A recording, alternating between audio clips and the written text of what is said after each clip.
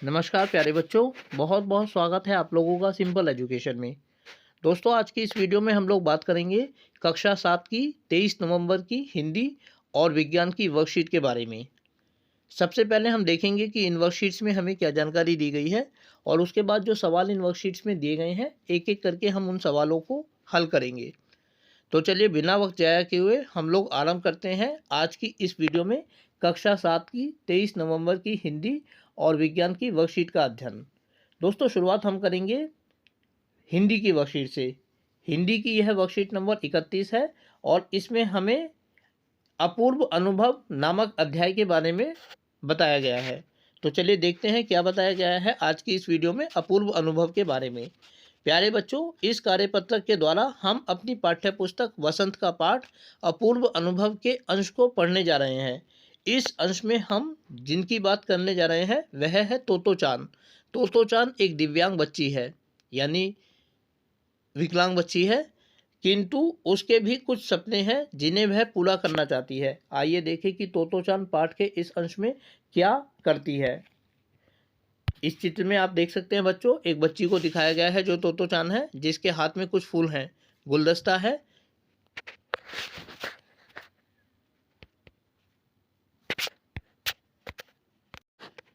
तो क्या बताया गया है इस वर्कशीट में हम देखते हैं। सभागार में शिविर लगने के 2 दिन बाद तोतो चान के लिए एक बड़ा साहस करने का दिन आया। इस दिन उसे यासुकी चान से मिलना था। इस भेद का पता ना तो तोतो चान के माता पिता को था और ना ही यासुकी चान को। उसने यासुकी चान को अपने पेड़ पर चढ़ने का न्योता दिया था। ये एक साहस भरी कहानी है दोस्तों, क्योंकि वो एक दिव्यांग बच्ची है लेकिन फिर भी पेड़ पर चढ़ने का साहस करती है, इसीलिए इसे अपूर्व अनुभव कहा गया है। उसने यासुकी चान को अपने पेड़ पर चढ़ने का न्योता दिया। तोमोए ने हर एक बच्चा बाग के एक एक पेड़ को अपने खुद के चढ़ने का पेड़ मानता था। तोतो चान का पेड़ मैदान के बाहरी हिस्से में कुहोन बुत्सु जाने वाली सड़क के पास था। बड़ा सा पेड़ था उसका। चढ़ने जाओ तो पैर फिसल फिसल जाते, पर ठीक से चढ़ने पर जमीन से कोई 6 फुट की ऊंचाई तक द्विशाखा तक पहुंचा जा सकता था। प्यारे बच्चों, ये वर्कशीट थी। अब इस वर्कशीट के आधार पर कुछ सवाल दिए गए हैं जिनको हमें हल करना है। तो चलिए देखते हैं क्या है वो सवाल। तोतो चान किस भाषा का शब्द है? कोई 2 ऐसे शब्द लिखिए जो दूसरी भाषा में प्रयोग होते हों। तो तोतो चान जो शब्द है वो जापानी भाषा का शब्द है और हैरिस तथा कोलबर्ट अन्य भाषाओं के 2 शब्द हैं। हैरिस जो है वो इंग्लिश का शब्द है और कोलबर्ट जो है वो फ्रेंच भाषा का शब्द है। लेकिन दोस्तों, आपको बताना चाहूँगा कि जो कोलबर्ट आपके सामने लिखा हुआ है, इसको कोलबर्ट लिखा जरूर गया है लेकिन इसको पढ़ा जाता है कॉलबेयर, COLBERT, क्योंकि फ्रेंच भाषा में हम टी का उच्चारण नहीं करते हैं, इसीलिए कोलबर्ट की जगह कॉलबेयर इसको पढ़ा जाएगा। लेकिन क्योंकि अभी हम भाषा की गहराई के बारे में बात नहीं कर रहे हैं, सिर्फ शब्दों की बात कर रहे हैं, तो हैरिस और कॉलबर्ट को हम अन्य भाषाओं के शब्दों के रूप में दर्ज कर सकते हैं। अगला सवाल है, तोतो चान के माता पिता को कौन से भेद के बारे में नहीं पता था? इस सवाल का जवाब हम इस तरीके से लिख सकते हैं कि तोतो चान के माता पिता को इस बात का भेद नहीं था कि तोतो चान को यासुकी चान से मिलना है।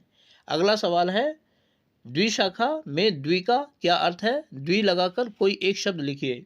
तो द्वि शब्द का अर्थ होता है 2। द्वि से बनने वाला एक अन्य शब्द है द्वितीय, यानी कि सेकंड। अगला सवाल, अपने जीवन की किसी साहसी घटना के बारे में बताइए। दोस्तों, इस सवाल का जवाब अलग अलग हो सकता है क्योंकि मेरे अनुभव अलग हैं, आपके अनुभव अलग हैं। तो अगर आप चाहें तो इस सवाल के जवाब को इस रूप में भी लिख सकते हैं जिसमें मैंने दर्ज किया है, या आप अपनी ज़िंदगी का कोई अपना उदाहरण लिख सकते हैं। तो मैंने जो जवाब लिखा है इस सवाल का वो इस प्रकार है। वैसे तो मेरे जीवन में ऐसी अनेक घटनाएं घटी हैं जो साहस को इंगित करती हैं। एक बार गांव में एक कुत्ता कुएं में गिर गया था। मैंने अपने साथियों के साथ रस्सी तथा टोकरी लेकर उस कुत्ते को बाहर निकाला। साहस का काम इसलिए था क्योंकि करीब 50 फुट गहरा कुआं था और टोकरी और रस्सी से कुएं के अंदर उतरना था। उसके बाद जो कुत्ता कुएं में गिर गया था वो इतना ज़्यादा गुस्से में भी तो हो सकता था कि वो काट सकता था, लेकिन फिर भी हमने उसे रस्सी और टोकरी के माध्यम से निकाला। तो ये एक साहस की घटना को इंगित करता है। अगला सवाल जो कि इस वर्कशीट का आखिरी सवाल है, इस प्रकार है, अपने घर के आसपास कौन कौन से पेड़ पौधे हैं उनकी सूची बनाइए। इस सवाल का जवाब भी अलग अलग हो सकता है क्योंकि हम सबके घर में आसपास अलग अलग पेड़ पौधे हो सकते हैं। तो इसका जवाब हम इस तरीके से दे सकते हैं, हमारे घर के पास नीम, पीपल, बरगद के वृक्ष हैं, क्योंकि हम दिल्ली जैसे शहर में रहते हैं तो आमतौर पर यही पेड़ हमें देखने के लिए मिलते हैं। आम, अमरूद जैसे जो बागान वाले पेड़ हैं वो हमें देखने को नहीं मिलते हैं। इसके अलावा हमने अपने घर में भी तरह तरह के पौधे लगाए हुए हैं। तो प्यारे बच्चों, ये हिंदी की वर्कशीट थी। अब हम आगे बढ़ते हैं और देखते हैं विज्ञान की वर्कशीट। तो प्यारे बच्चों, जैसा कि आप जानते हैं कि विज्ञान की वर्कशीट के अंतर्गत आजकल हम प्रकाश नामक अध्याय का अध्ययन कर रहे हैं और आज की इस वर्कशीट नंबर 33 में इसी अध्याय को आगे बढ़ाया गया है और इसमें हमें बताया गया है कि सूर्य का प्रकाश कैसा होता है, श्वेत यानी कि सफ़ेद या रंगीन। तो सबसे पहले इंद्रधनुष का एक चित्र दिखाया गया है और उसके बाद एक सीढ़ी का चित्र दिखाया गया है लेफ्ट राइट हैंड साइड पर। तो देखते हैं क्या बताया गया है। क्या आपने आकाश में कभी इंद्रधनुष देखा है?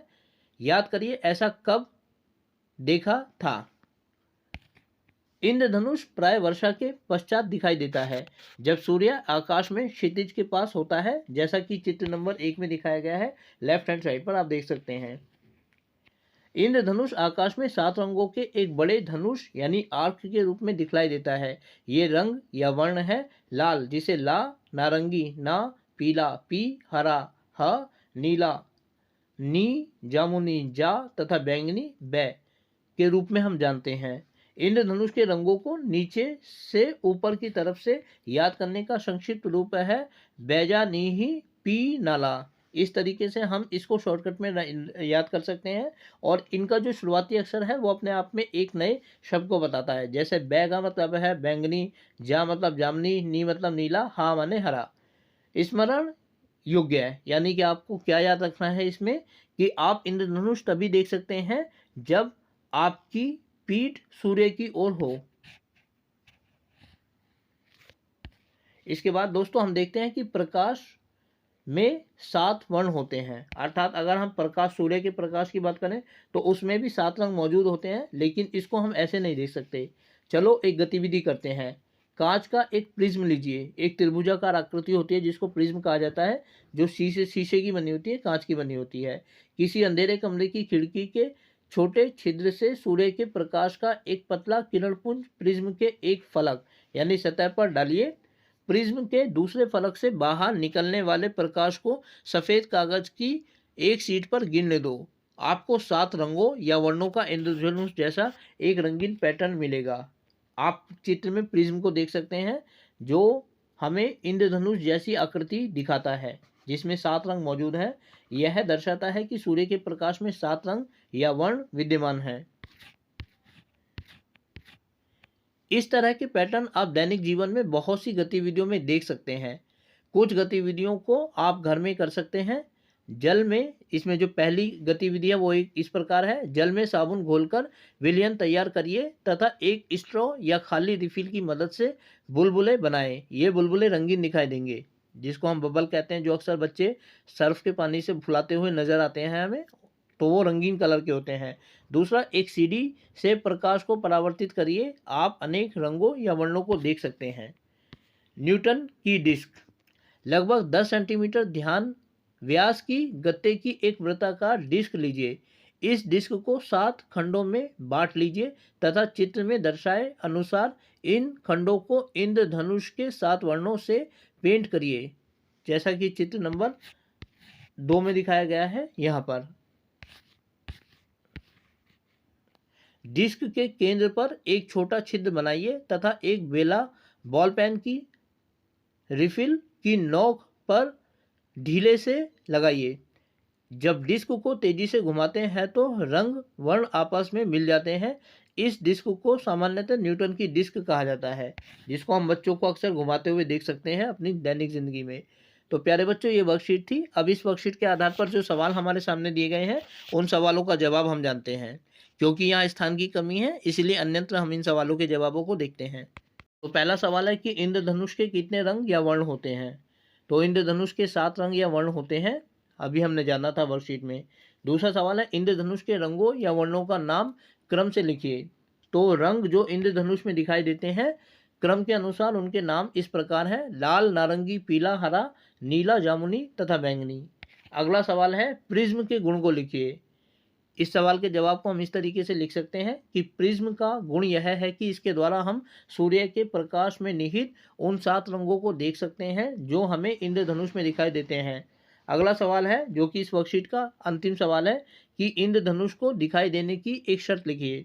इस सवाल के जवाब को हम इस तरीके से लिख सकते हैं कि प्राकृतिक रूप से हम इंद्रधनुष को केवल तभी देख सकते हैं जबकि हमारी पीठ सूर्य की ओर हो। तो प्यारे बच्चों, आज की इस वीडियो में हम लोगों ने बात की आप लोगों की हिंदी और विज्ञान की वर्कशीट के बारे में। उम्मीद करता हूं कि आपको वीडियो अच्छी लगी होगी और साथ ही आपसे अनुरोध करता हूं कि यदि वीडियो अच्छी लगी तो वीडियो को लाइक और चैनल को सब्सक्राइब जरूर करें। इसके अलावा आगे आने वाले अन्य दिनों में अन्य वीडियोज़ को देखने के लिए जुड़े रहें मेरे साथ मेरे इस यूट्यूब चैनल पर, जिसका नाम है सिंपल एजुकेशन। फिलहाल आप लोगों से विदा लेना चाहूँगा। वीडियो को देखने के लिए आपका बहुत बहुत धन्यवाद।